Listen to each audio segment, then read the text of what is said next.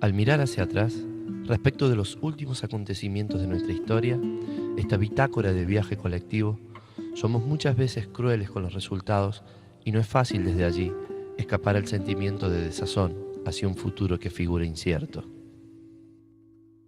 Nuestro intento es hacer una mirada comprensiva de nosotros mismos.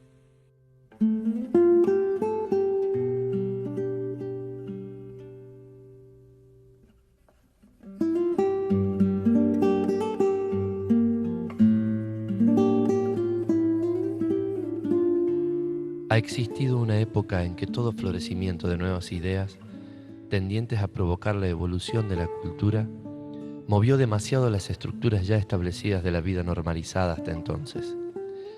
Desde la década del 60, en diferentes lugares del mundo occidental, comenzaron a notarse otros intentos de dar forma a la vida en comunidad, y en todo el mundo encontraron resistencias, como es de imaginar. Debutamos en la profesión en el año 66, y que en Córdoba tuvo una repercusión muy especial, porque Córdoba fue quizás, ante la dictadura de Onganía, en la primera ciudad donde hay una rebelión contra... Está bien, en Buenos Aires tuvo la noche los bastones largos, pero donde fue la dictadura que irrumpió violentamente en la universidad y obligó prácticamente a la flor innata de los profesores a rajarse, sobre todo la Facultad de Ciencias Exactas. Pero acá, desde el gremio del Correo y del movimiento estudiantil, inmediatamente se pusieron a enfrentar a la dictadura. Y fue así que, a poco andar, se produce la muerte de Santiago Pampillón en el 67. Pero además, la dictadura de Onganía establece la ley que se llamaba de represión al comunismo, para lo cual comunistas eran todos, ojo, ¿no es cierto? No eran solo los miembros del partido. A partir, creo que del año 69, en Córdoba, vine a hacer los estudios superiores para sacerdote. En el 69, en el Seminario Mayor de Córdoba. Vivimos en ese tiempo, los estudios se hacían hasta esa fecha en la Universidad Católica, los de filosofía. Y vivimos en esa época toda la convulsión social que ya venía desde el 66, desde que habían matado a Pampillón en la avenida Colón, las protestas estudiantiles, los reclamos obreros.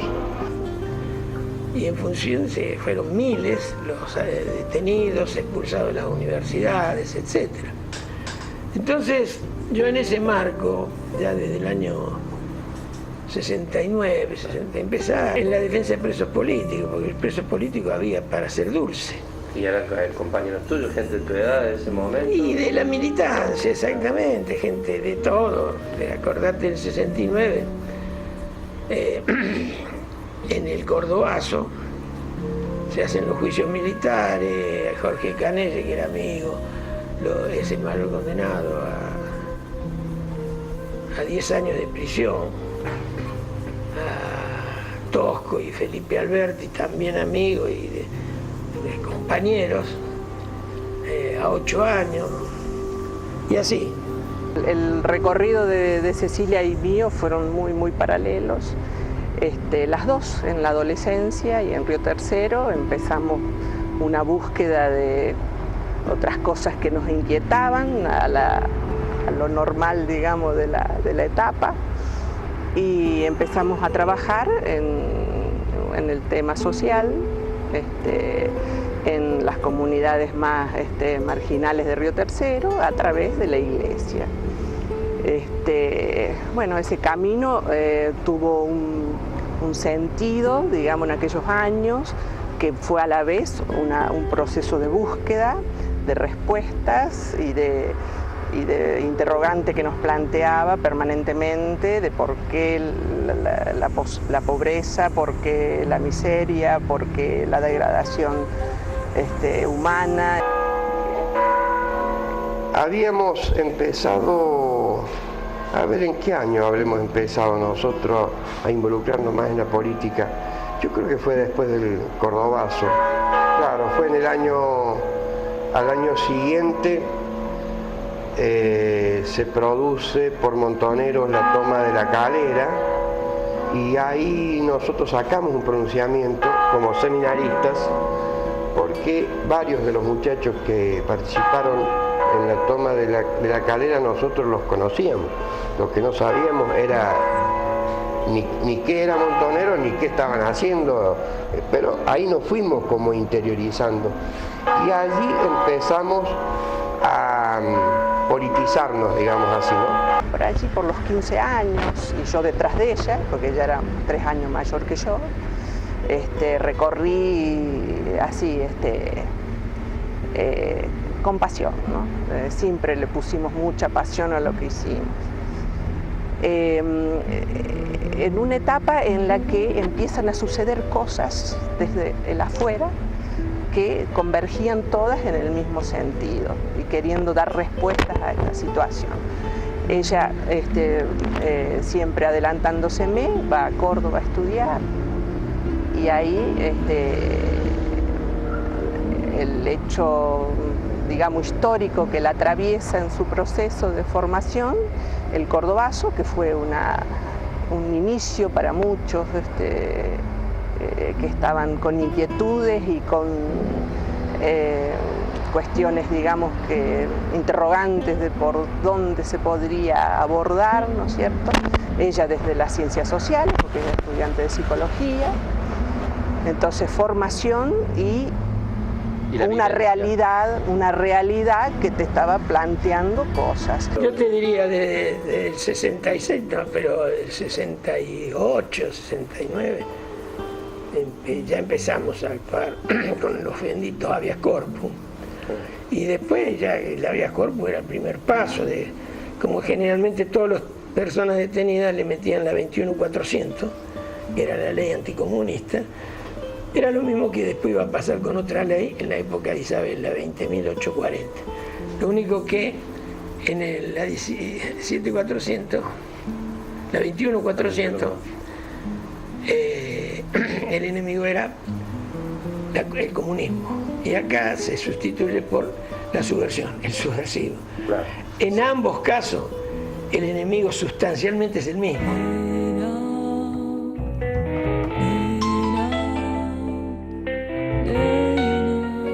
Jóvenes de todas las latitudes pusieron en duda los paradigmas, impulsando desde sus acciones intervenciones en barrios urbanos marginales, y desde ese lugar, estudiantes universitarios de casi todas las carreras humanísticas, médicos, sociólogos, asistentes sociales e incluso grupos juveniles de las iglesias dieron el paso hacia un tipo diferente de conciencia. Porque eso no era un invento nuestro, sino que venía generándose desde abajo un proceso en el que se partía de la base de que había posibilidades de hacer cambios. Era proponérselo, formarse, comprometerse, y que los vientos que corrían tenían que ver con eso. En el marco de esos planteos de mayor compromiso fue que planteamos ir a vivir a los barrios, los que estudiábamos para sacerdote. Los estudios los hacíamos en el seminario, pero vivíamos, yo en el caso mío me fui a vivir a Barrio Comercial y Villa El Libertador con el cura Vasco y Víctor Hacha, que se había recibido de cura en ese tiempo. Y allí el compromiso estaba con las necesidades del barrio. Cuando se forma el grupo de jóvenes, allí aparece otros jóvenes del barrio con los cuales estábamos relacionados. Yo daba clase de formación cristiana en un colegio, y allí era maestra la Marta. Bueno, la Marta se arrima al grupo de jóvenes, entra a participar en la parroquia, después, bueno, empieza a ser catequista, recibe una formación para eso, y ahí nos vamos poniendo de novio. Y ahí entonces,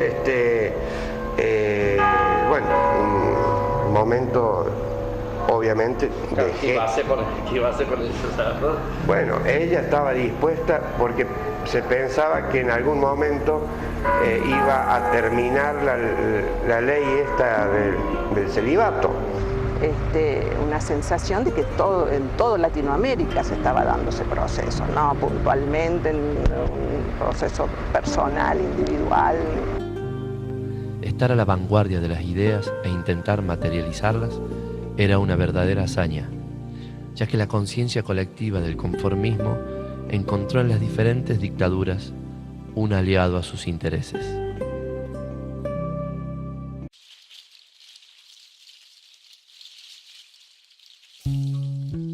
El conflicto de intereses y la poca experiencia de diálogo y aceptación de lo diferente dio como resultado muertes, desapariciones, apropiaciones de identidad, privaciones de libertad sin ningún tipo de derecho constitucional, además de un silencio masivo, un no te metas colectivo, un algo habrán hecho y no pocos, si no estabas en nada raro ni te molestaban.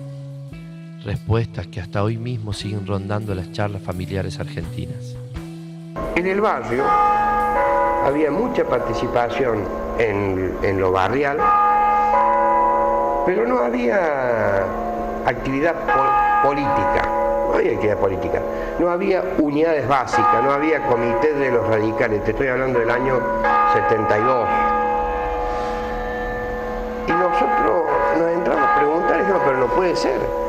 Y sí había, medio escondida en las casas, mucha presencia de fotos de Perón o de Evita. La gente era peronista. Nada más que no lo decía, ¿viste?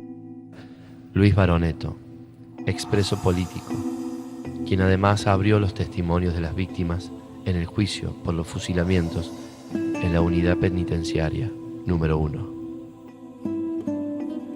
Luego viene la dictadura, el 24 de marzo, y el terrorismo continúa, se acentúa, pero ya bajo un mando único que es el comando del comandante del tercer cuerpo y de la área 311, que es Menéndez. Él ya en diciembre del 75 había abierto la cárcel de La Ribera, había mandado a la cárcel. La Ribera era una cárcel de encausados. Manda a desalojar al teniente Lona, que era el que estaba el jefe. Los presos que había eran presos Colimba, testigos de Jehová, esos que se negaban a hacer el servicio militar. La desalojan, la traen acá al tercer cuerpo y la comienzan a utilizar de cárcel clandestina. Rubén Arroyo es representante de los familiares del preso político Raúl Paco Bauduco en la causa UP1. Con él y en una charla íntima repasamos parte de la historia de nuestra Córdoba. Ya estábamos viviendo en el 76, ella desaparece un día cualquiera de esos años que ya entendimos que había cambiado absolutamente todo, ya estábamos sufriendo pérdidas de otros compañeros y nos cuidábamos mucho, perdimos mucho los contactos porque estábamos en un proceso para adentro, de repliegue, de cuidarnos, de no saber qué hacer. En este lugar, dedicado hoy a la memoria, conversamos con Graciela y Fernando, familiares de desaparecidos en la ciudad de Río Tercero. Y bueno, de un día para otro se produjo la noticia terrible de que le tocó. fue todo un operativo, mi cuñado primero, que a él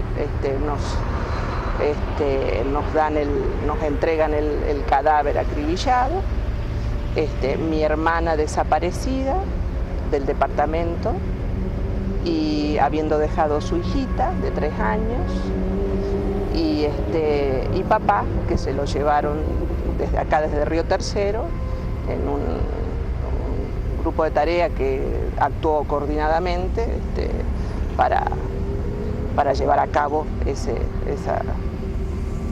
esa situación. 8 años tenía. Sí, 8 años empieza la historia de la desaparición de Tito. Ahí empieza el cambio, el antes y el después.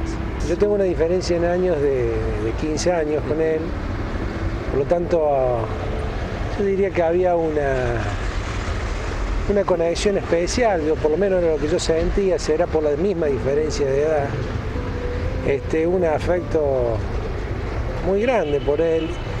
Y el tema que yo si me acuerdo perfectamente de estar esperándolo siempre, desde niño, ¿no? Él estuvo siempre mucho tiempo fuera de casa, por temas de estudio y demás. Y bueno, el recuerdo de esperar lo que llegara, ¿no? Una cuestión afectiva que nos unía mucho. Yo recojo a mi sobrina, pasa toda la noche solita en el departamento, recojo a mi sobrina el día siguiente y ahí empieza toda una nueva etapa de búsqueda desesperada. Y bueno, que a través de los años fueron respondiéndose por sí misma que nunca iban a volver. Pasó lo que habrá pasado con 30.000 familiares, igual, lo mismo, historias similares, algunas con algunos tintes, otros con otros colores, pero todas, digamos, marcadas por la misma tragedia, podemos decir. Y bueno, ahí empieza una vida distinta, empieza una familia distinta, empieza una sociedad distinta para nosotros.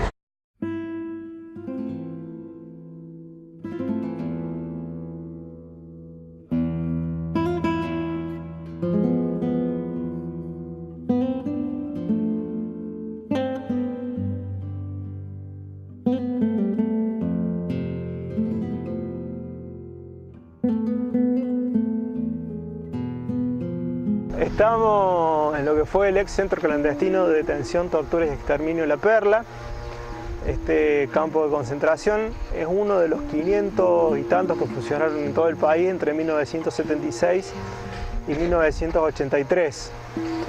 Este campo de concentración funcionó no plenamente dentro de ese arco de tiempo, sino que funcionó desde el 76 hasta el 79, que es un arco de tiempo donde funcionaron la mayoría de los campos de concentración. Luego, algunos quedaron abiertos por distintas disputas políticas dentro del seno de la conducción de la dictadura militar, y otros fueron abiertos esporádicamente a principios de la década del 80, sobre todo para lo que tuvo que ver con la contraofensiva montonera en lo que es los límites de la República Argentina, las fronteras con Paraguay y con Uruguay.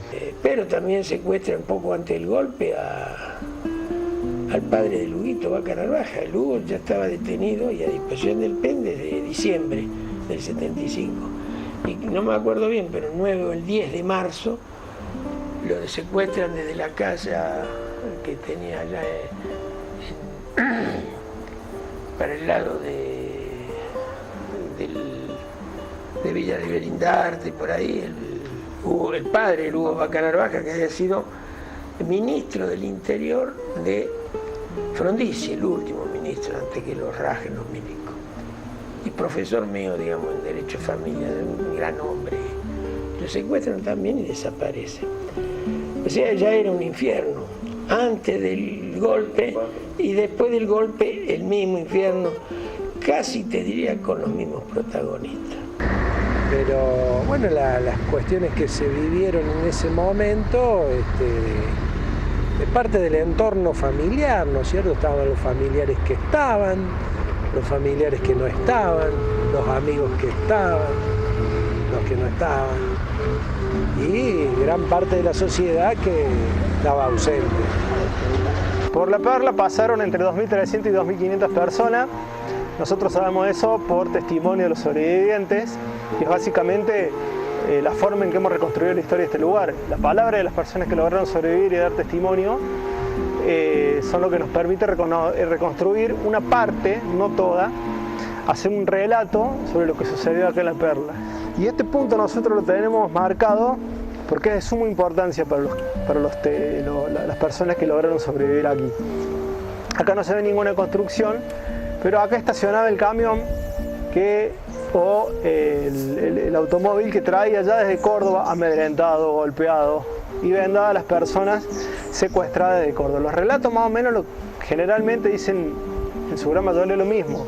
Fui secuestrado en Córdoba, en la vía pública, o en mi casa, o en el lugar de trabajo.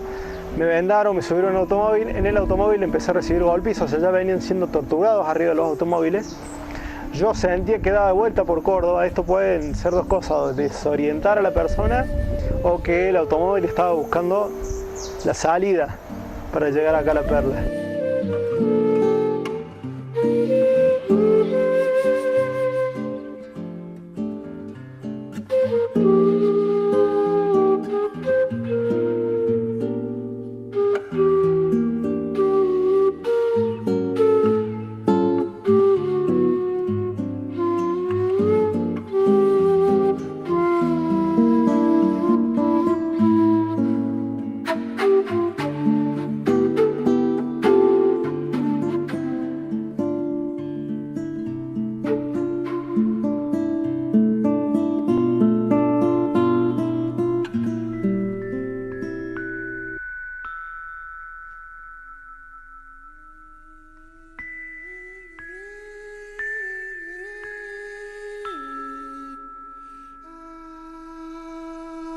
Bueno, estamos en el sector de las oficinas. Son 5 habitaciones que indistintamente en distintos momentos del campo han sido oficinas. Las 3 de este sector siempre fueron oficinas. Las del fondo fueron en distintos momentos o dormitorios para secuestrados o enfermería para el personal militar. El bañito del fondo siempre fue militar. Y estamos en el edificio de la cuadra. En cualquier unidad militar existe la cuadra, sobre todo el ejército, que es donde duermen los soldados, básicamente. Este edificio se divide en 3 partes: los baños, las duchas y los piletones, la cuadra en sí mismo, pero que acá la cuadra cobra otro significado. Por eso hablaba recién de la parte de lo que corresponde al ejército. Y las oficinas. Aquí las oficinas, cuando eran descargados los automóviles de los secuestros, las personas eran ingresadas aquí y eran sometidas a un primer interrogatorio que se llamaba el ablande, que era realizado a golpe de puño, a golpe de palo, a golpe de botella o de cadena, de lo que tuviera el represor para ejercer violencia. Luego de darme una paliza, pude conseguir una hoja de afeitar que había olvidado sobre el escritorio e intenté cortarme las venas. Me la confiscó Tejeda, quien me dijo: no te vas a poder morir, nena. Aquí vas a vivir todo el tiempo que queramos nosotros. Aquí somos Dios. Matarse era la única manera de huir del horror, de la tortura, pero tampoco era posible. Poco a poco me daba cuenta que a pesar de todo lo que luché desde que me secuestraron, no había posibilidades de huir, ni de matarme, ni de esperar un juez, ni un abogado. Claro, el margen de decisión personal se hacía cada vez más pequeño que las defensas naturales que tenía y que no me servían. Había croquis colgados en las paredes de una de las oficinas que mostraban dónde había que golpear para ejercer mayor efecto y poder quebrar la voluntad de esa persona. El interrogatorio generalmente era una casa, un domicilio, una casa, una persona, una casa, un nombre. O sea, era que la persona diera otra casa y otro nombre para poder seguir produciendo secuestro. La llegada del secuestrador con el bagaje de información que pudiera acumular en su cabeza, la cual había que sacar por cualquier medio y lo más rápidamente posible. Era considerada como una fiesta por el conjunto del personal militar y civil de La Perla. Todos rodeaban al detenido, al cual se interrogaba vendado. Primero se lo intentaba ablandar. hablándole del rol que cumplían los oficiales jóvenes como salvadores de la patria, o bien se utilizaban golpes de puño, palos, patadas, amenazas, gritos, etc. Durante bastante tiempo las paredes de las oficinas mostraron las manchas de sangre seca o marcas de pisada. Posteriormente, el detenido era llevado a la sala de terapia intensiva. Los secuestrados eran obligados a hacer, a dejar de, eran compelidos, dice la justicia, a hacer, dejar de hacer o tolerar cosas que en su vida habitual no tolerarían, que es un agravante para las penas. Y en este caso muchos eran obligados a transcribir material en máquinas de escribir en aquel momento. Las oficinas se llaman porque acá era donde se procesaba toda la burocracia del campo. Bueno, estamos en la cuadra propiamente dicha, acá luego de pasar por las oficinas y la sala de tortura, los secuestrados y las secuestradas eran arrojados en colchoneta de piso, en algunos casos en colchoneta en el piso, en algunos casos atados de pies y manos, todo con los ojos vendados, con la expresa prohibición de hablar entre ellos, transformado en un número que se les había impuesto en las oficinas. Estas construcciones que ustedes ven acá no estaban, son placares que se construyeron luego para el servicio militar obligatorio, que siguieron funcionando como placares para el servicio militar voluntario. Era un lugar que estaba absolutamente pelado. En los momentos más duros del campo estamos hablando de 150 personas a la vez por día. Estamos hablando de un número muy muy grande, solamente en la cuadra, como yo ya les expliqué que había otros lugares como las oficinas del frente y como la Perla Chica, que es una dependencia que está cruzando la ruta de este mismo campo, había otro secuestrado. Y en otros lugares de Córdoba, como la comisaría séptima y la comisaría novena, había otros secuestrados que estaban en manos del mismo personal de la Perla, a la espera de llegar a la Perla en sí mismo y a la cuadra. Han pensado esta situación en lugares transitorios de detención como Canal 12, como el Observatorio Astronómico de Córdoba. Seguramente habrán escuchado hablar de la teoría de la fábrica militar. Las fábricas militares siempre tienen este velo de sospecha de haber sido un lugar de detención de personas, transitorio permanente, ¿no? La Perla era una dimensión ilegal. Allí no corrían los derechos individuales, la dignidad humana, las leyes. Ellos eran dueños y señores de nuestras vidas. No existían pruebas ni defensas capaces de demoler sus acusaciones. Acá, digamos, la noción del tiempo y el espacio para las personas está totalmente destruida, no podían moverse, excepto lo único que podían moverse son obviamente los que eran obligados a limpiar, a atender médicamente a las otras personas, a darles de comer. Las ventanas estaban tapadas con algo para impedir el paso de la luz. Cuando digo con algo es porque no sabemos, ni los secuestrados ni los secuestrados nunca pudieron identificar qué es lo que tapaba la ventana. Y las luces estaban prendidas permanentemente. La distorsión del tiempo y del espacio acá era total. Es el lugar que más relatos genera, es el lugar que nos permite identificar a personas por el lugar que ocupaban en las colchonetas de paja en el piso. Es el último lugar que se ha visto con vida, donde se ha visto con vida a personas con ojos amistosos. Obviamente los últimos que lo vieron con vida fueron los ejecutores, pero este lugar es el último lugar donde se vio con vida a mucha gente con ojos amistosos u ojos compañeros.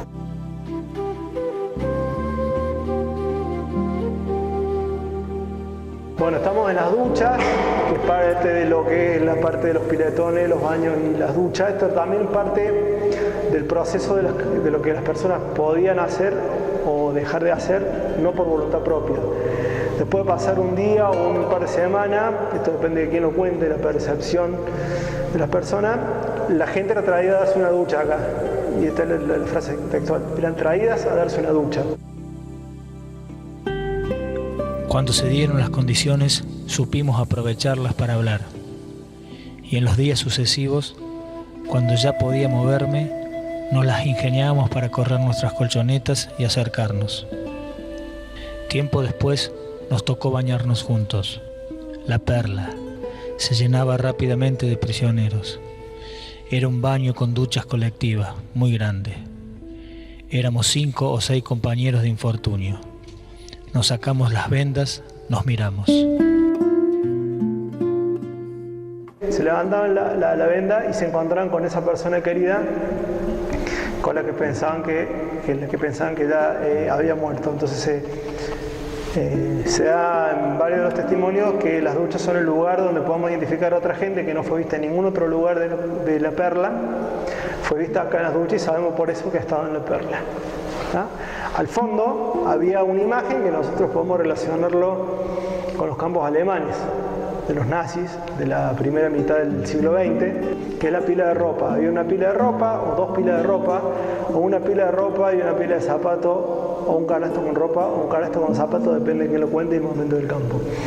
Esos zapatos y esa ropa era producto de la gente que iba siendo llevada al fusilamiento clandestino.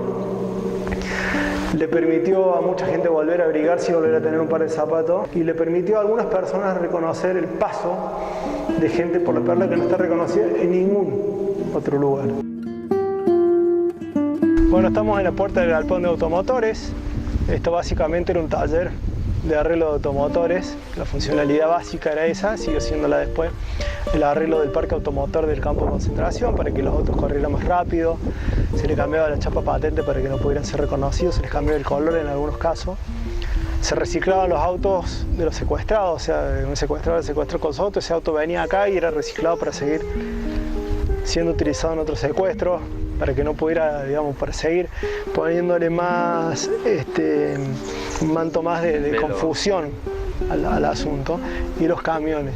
Acá también se utilizaba mano de obra esclava de los secuestradores y las secuestradas que limpiaban los autos, los arreglaban, los mantenían. Esparcidos por todo el galpón de automotores estaba el botín de guerra. Esto que quizás han visto algunos en la película Arreyo Olimpo. Los televisores, las joyas, las obras de arte, electrodomésticos, los automóviles, propiedad de los secuestrados, que se robaban cuando hacían allanamientos en domicilios. Y con el movimiento de dinero que generaba este mercado negro de bienes de desaparecidos, se abrió en algún momento una financiera fantasma que se llamaba Condecor. Fantasma, los términos que no se sabía quién era el dueño, pero que todo el mundo sabía que existía Condecor porque vos pasabas por el centro y estaba Condecor. Que era toda la plata que movía Condecor financieramente, por lo que fuera, era resultado del movimiento de dinero del tráfico de cosas acá. Para terminar de pensar esto, digamos, ustedes están viendo que estamos concatenando palabras del presente con saqueo, corrupción. ¿Por qué? Son palabras que nosotros todavía escuchamos al día de hoy y son parte de las prácticas cotidianas del poder, ¿no? ¿Por qué? Y bueno, quizás tenga que ver con que se quedan con la sábana de los desaparecidos acá. Como cierre, poder pensar cómo fue posible que muchos de los generales que condujeron la dictadura militar, con sueldos que hoy no superan los 5.000 pesos, o los superan ahí, sean inmensamente ricos. Cuando digo inmensamente ricos no estoy usando una metáfora. Gente con cuentas cifradas en Suiza, gente con 5 o 6 departamentos en zona norte de Buenos Aires, con yate. ¿Cómo fue posible que tuvieran tanta plata? ¿Cómo fue posible que tuvieran tanta plata? Estamos en la puerta de la sala de torturas. A este lugar, luego de pasar por la oficina, la gente era traída para terminar de quebrar la poca resistencia que hubiera tenido en las oficinas. Se lo sometía a paso de corriente eléctrica por el cuerpo o se le hundía la cabeza en un tacho con agua putrefacta hasta que no aguantara más la respiración. Me trasladaron a una sala. Estaba de pie, me caía por las heridas producidas por tantos golpes y por la caída del auto y la imagen de mi marido ahí, muerto.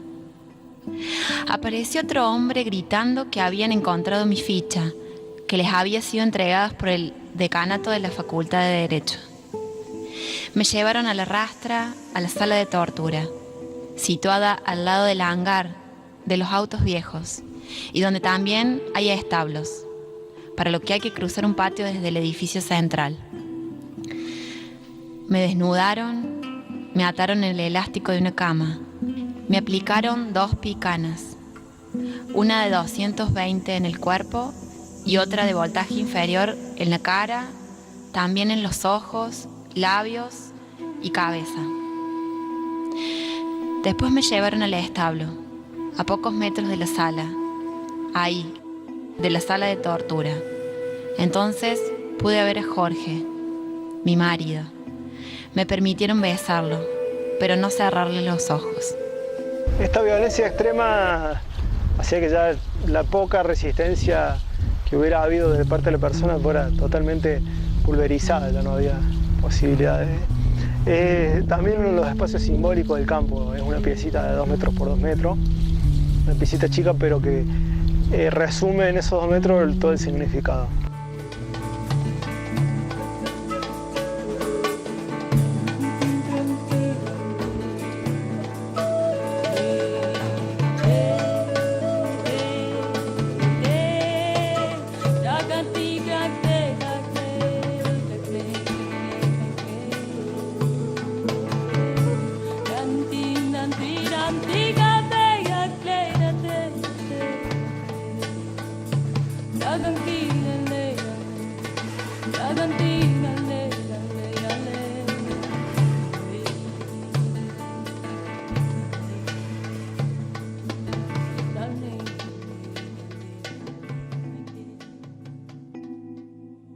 No es la intención hacer juicios de valor sobre los acontecimientos que nos han dejado en el lugar en el que estamos como comunidad, sino más bien tratar de ver, potenciar y dar voz a quienes después del abismo incomprensible del dolor, la orfandad, la soledad, el temor, continúan día a día transitando las ciudades, los pueblos, buscando transformar ese dolor en hechos positivos para sus comunidades, tratando de renacer desde sus cenizas, y a quienes pueden ver hoy qué significado tuvieron esos hechos en sus vidas para llegar a este lugar que les tenía preparado el camino.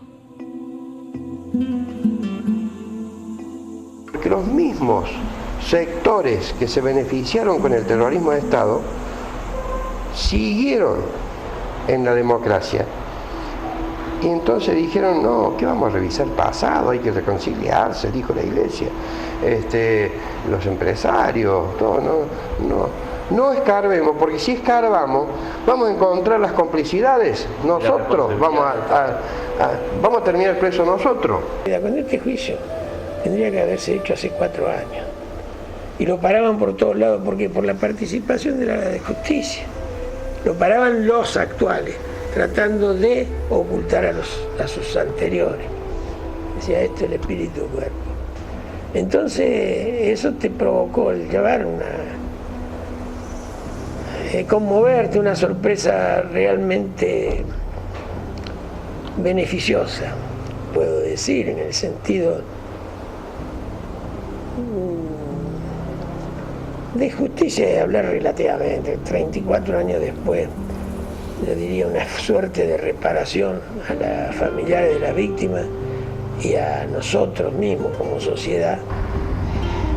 Es como que, primero que, repito que los procesos tienen todo lo individual, en este caso, ¿no es cierto?, de ir armando piecita por piecita, pero a la vez entiendo que lo colectivo nos ha ido conteniendo permanentemente.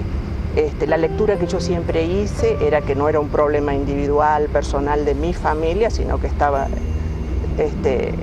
metido en una problemática que a muchísima gente le estaba pasando lo mismo, y muy atentos a este proceso de los organismos de derechos humanos, que no acá en Río Tercero, pero sí veíamos que se iban gestando, y desde esa mirada de luchar, empezar primero muy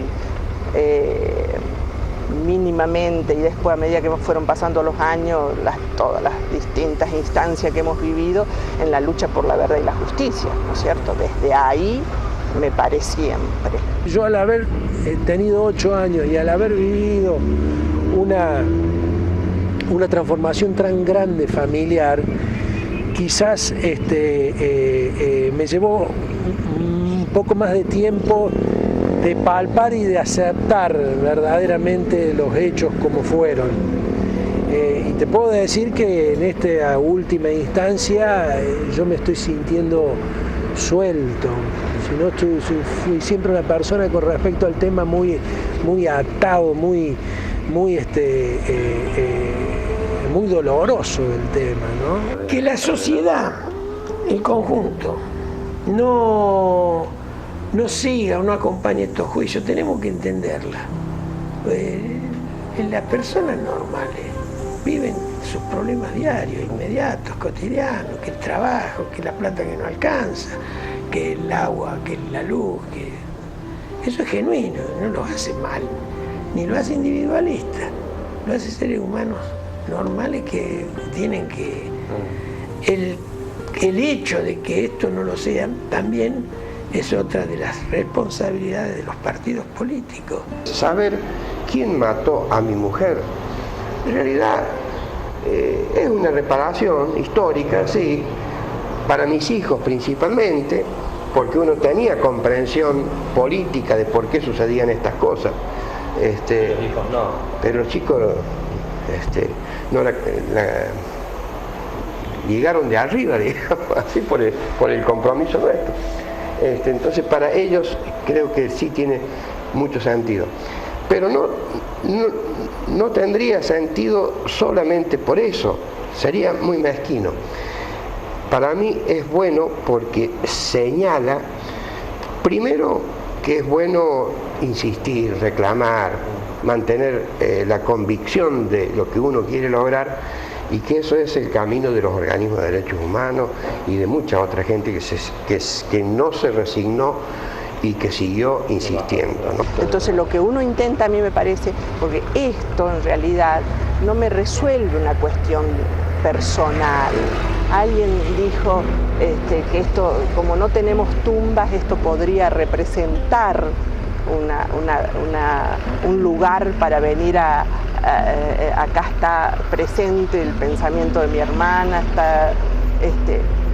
no, yo en realidad lo veo como todas estas conmemoraciones, la veo a ver si podemos como colectivo contemporáneo analizar lo que nos pasó, o sea, cómo venía gestándose aquella voluntad de cambio, en qué nos equivocamos, qué hicimos mal, con todos los cuestionamientos que se tendrían que hacer al respecto, pero continuar en eso, ¿no es cierto?, pensarlo colectivamente, quiénes somos, qué queremos, ¿no es cierto?, y que ellos fueron los que se quedaron en el camino. Cuando hice el alegato, cómo me sentía en esto, y mirá, era una sensación muy rara, que en ese momento también me costó tratar de expresar en qué consistía. Yo no estaba rebosante de alegría, así como podés tener por otras cosas. Estaba conmovido por varios motivos. Primero, hubo larguísimos periodos que yo y creo que la mayoría pensamos que nunca se iba a realizar este juicio. Lo interesante es que cada uno pueda fijar posición con respecto a lo que sucede acá. Obviamente hay cuestiones, con la tortura o está de un lado o está del otro. O sea, no. La cuestión que nosotros estamos tratando de romper de estos lugares es, primero, cómo hacemos para evitar que esto siga sucediendo en el presente, que no se torture en las comisarías provinciales, que no se torture en las cárceles de Argentina. ¿Cómo haces para que, digamos, el cambio que recibe una persona por cometer un delito no sea, digamos, haya una pena extra no escrita que sea ser torturado, maltratado? ¿Ah? Y bueno, y empezar a tratar de construir algo o de superar algo que es medio insuperable. El círculo que no cierra es de un luto, de no generar un luto y de no saber, y que va cerrando, si es que cierra, si se puede decir, con el tiempo y con eventos que van ocurriendo, que la misma sociedad se puede ir dando cuenta de la atrocidad que pasó, ¿no?, del genocidio que fue. Que la perla es buscar la solución a partir de la eliminación del otro, ¿tá?, de un problema, que en este caso tenían los grupos económicos concentrados. El problema era la gente que estaba movilizada. Bueno, vamos a eliminar. Pero nosotros creemos que desde ese nivel que se sigue ejecutando, sigue cada tanto, digamos, que es el último caso es el de Fuente Alba o el de Mariano Ferreira, ¿no? O sea, la solución al conflicto social eliminar, equivocó o no el compañero, se lo mata. La eliminación del otro, la eliminación no solamente asesinándolo, digo, la eliminación torturándolo, golpeándolo, Costequi y Santillán, ninguneándola. Lo que les pasó a ellos, que no se lo esperaron nunca, la barbarie que sufrieron, la barbaridad, lo que pasó, a lo que estamos hoy y a lo que la sociedad se ha dado cuenta en gran medida, ¿no? La sociedad en gran medida, de lo que pasó y de lo que hemos evolucionado, yo creo que estarían contentos.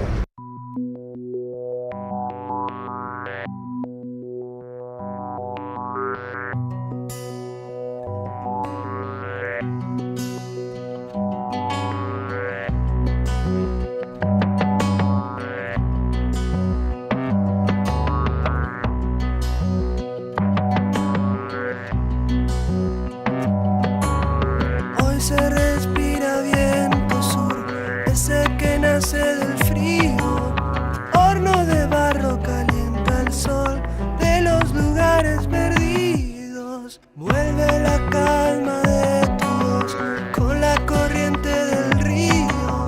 Manto de cielo sobre el tendal, deje tu nombre y el mío. Campo de colores se cubre en tu luz. Deja la lluvia caer, los suelos del sur, moja la nueva cosecha que vendrá.